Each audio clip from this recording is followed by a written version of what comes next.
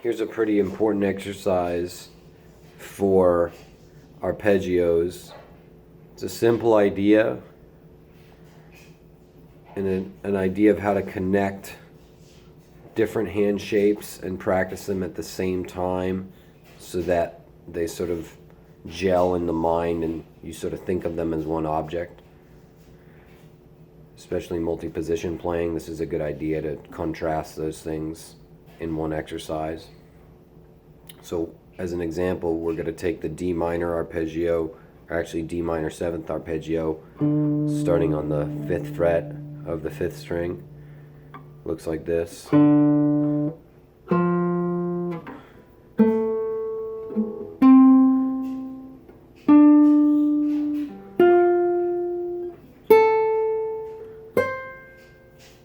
then that's as far as we go. We come back.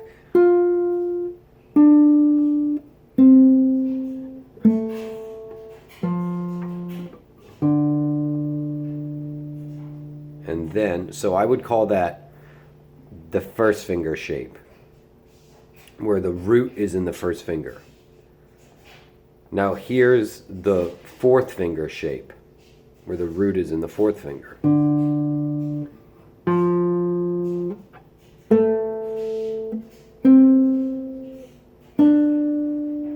There I would probably shift, actually instead do that with 1, because we've got to go a minor 7th here, or a minor 3rd here. And then we can get this. And then we come back.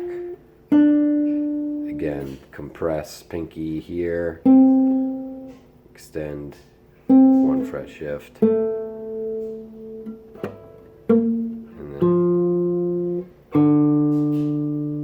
So again, this shape, D, F, A, C on the 3rd string, shift 1st finger on the 3rd fret of the 2nd string, D, minor 3rd up, pinky on F on the 2nd string, grab the A and the 3rd finger on the 1st. So that basically here you have the choice of, you could have done this for the shift instead. I don't like that as much. It's easier to remember 1 4 1 4 again.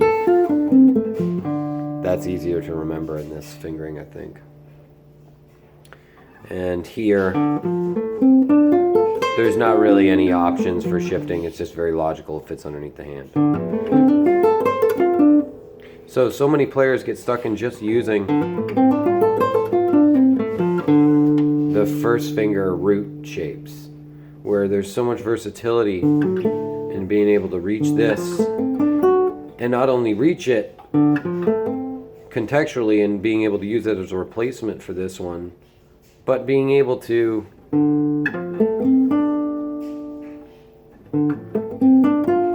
switch midstream, use them, they have different uses. So you can obviously, if you're soloing, let's say in on the 3 chord, like going from a 3 chord to or let's actually we're doing D minor. So the obvious example is, let's say I'm soloing in D minor here. Okay, where's an easy way? Let's consider that as a 2 chord, a minor 2, going to G dominant to C, chord progression, 2 5 1 and C. So if I'm soloing here, where's the closest 5 chord? Well, this is somewhat awkward to drop down suddenly 4 frets away to get the root position on the 1st finger on the 3rd fret here.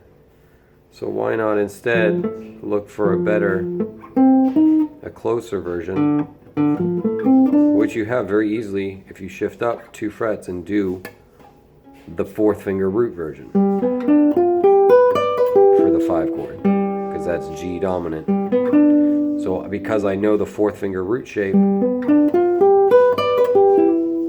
for G dominant, makes soloing this hand shape easier. And then the vice versa case will be the case also. So let's say I'm soloing in the fourth finger root shape in D minor. Now, the 5 chord I can use, I'm very close by to the first string, first finger root shape. So the exercise would just be to connect those two shapes and repeat them over and over. So take any arpeggio you know and take the fourth finger root shape and the first finger root shape. We're doing those because they're extremes. And the extremes are in a way the most useful because we're often in improvisation forced to make decisions on the fly. And so it's usually when we get ourselves into a bind and we have to make a quick decision, what's going to work better. Because often we can fudge one finger shifts, right? Or one finger displacements. But a 2-finger or 3-finger displacement is going to be much more difficult to sort of get away with and get right back into position. So in those cases, going for an extreme of the hand, either the first finger or the pinky, it makes a lot of efficiency sense because you're going to maybe get into a situation where it's like maybe the pinky's not the best to shift to suddenly, but it's better than the first finger, and it's better to just know 2 options really well than knowing all 4 options. So you should focus initially on the extremes when you're practicing. Get 2 of these extremes down, or like maybe this finger combination instead. Start on the 3rd finger roots or whatever. So here we go. Here's just the idea of this is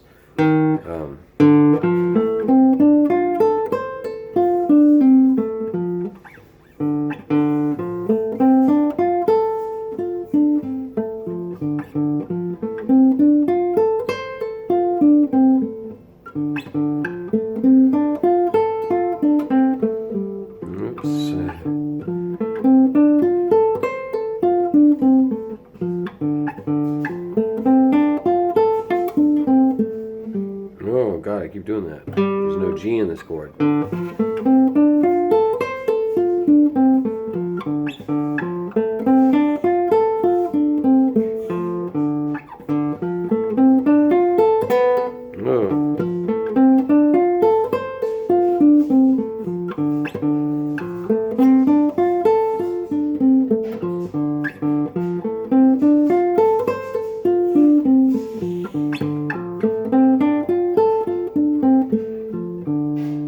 Obvious thing to mention, we can be doing these with extensions down to the 6th string.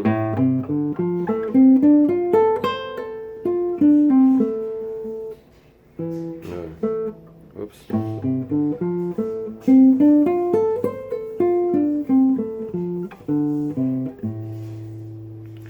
And then what would it be for here, I guess? No.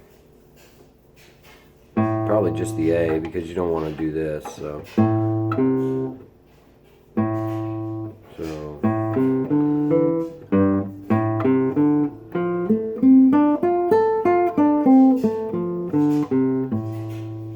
you can do those too.